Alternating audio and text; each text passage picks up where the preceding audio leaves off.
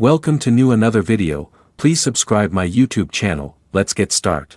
England's squad remains one of the strongest at these European Championships. I don't see a better midfield or attacking unit in any of England's opponents right now.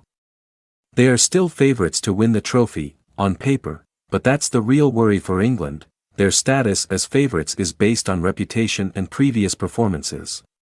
The reality right now is that Gareth Southgate has a host of significant problems to deal with. Most of which are beyond his control. The home defeat by Iceland cannot be perceived as just a blip. For me, it is a warning. And a signal of the wider problems Southgate is trying to address. Whilst we still wallow in the woeful Wembley performance, we should remember that England have won only one of their last 5 internationals. Does that sound like they are heirs to the European throne? Anthony Gordon called the Iceland shock a smack on the nose and a wake-up call. From what I've been told, that mirrors the feeling of the rest of the squad, who have been rattled by England's underperformance of late. They plan to use this defeat as a motivating factor, as a reminder that it will take a lot more effort and hard work to win the Euros, similarly with the manager. Southgate said his players didn't show enough character at Wembley, and that, in a way, it will focus the mind, and it shows that any complacency, or thinking that talent alone is going to get us this trophy, won't be enough. But never before have I seen an England squad so poorly prepared for a major tournament. Too many of England's key players are injured, lacking in game time, or just exhausted. Harry Kane, Phil Foden, Jude Bellingham, Bukayo Saka, John Stones, 5 world-class players on whom England relies so heavily, none of whom are going into this tournament in good condition. England cannot win the Euros without those big players performing at a high level. Let's look at them each in turn. Harry Kane, England's all-time leading goal scorer, missed the last 3 games of Bayern Munich's season because of a back problem. It is clear that back injury is still troubling him, and that he is a long way away from his usual clinical match fitness. The England captain has scored a staggering 49 goals for club and country this season, but he has also played 52 matches.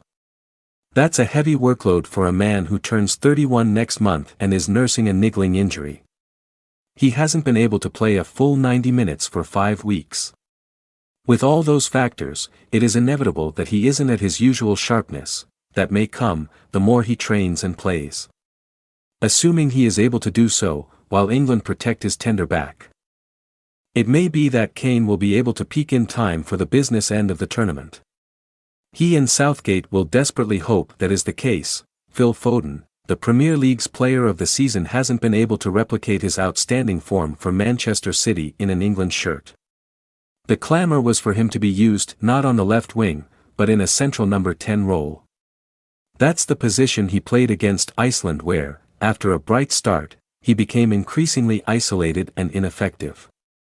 England failed to score, and lost the game. The only other time Foden has played in that role for England was in November, when Bellingham was out injured.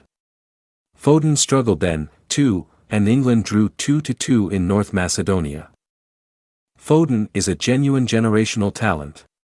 He has proved that time and again for Manchester City. But I get the clear impression that Southgate and his staff are scratching their heads about why he is so rarely able to replicate that form for England.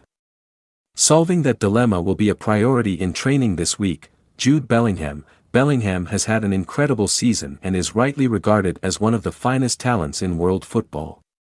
He won the Copa Trophy after being voted the best U21 player in world football. And he is also UEFA's Young Player of the Season. He has won the Champions League, alongside 2 other domestic trophies. He managed 23 goals and 13 assists in his first season in Spain. Wow, but the 20-year-old has played 101 matches for club and country in the last 2 seasons.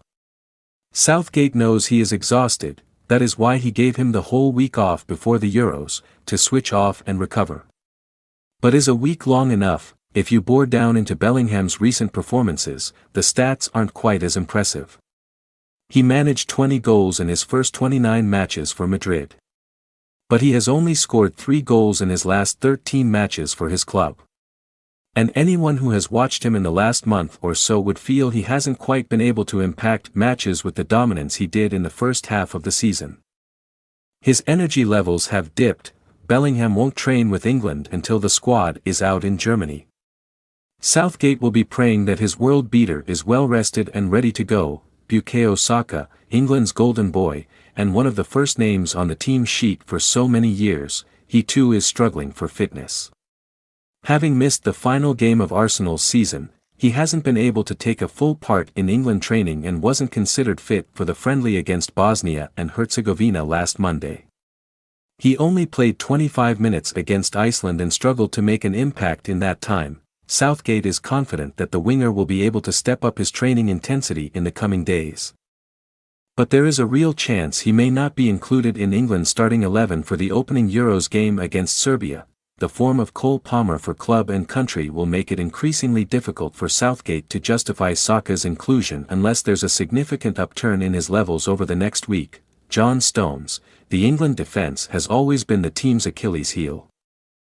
And now, with a host of injury problems blighting Southgate's resources, it looks a real concern. With Harry Maguire not fit enough to be part of the tournament squad, the mantle of senior marshal falls to John Stones, who has only started one Premier League game since mid-March.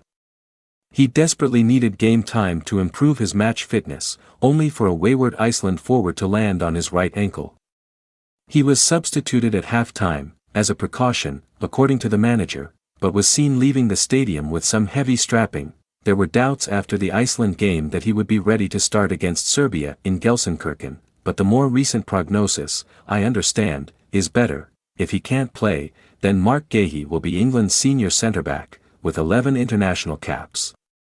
Alongside him would be Ezri Konsa, who made his debut in March, or Lewis Dunk, who has won 6 caps since making his debut 6 years ago.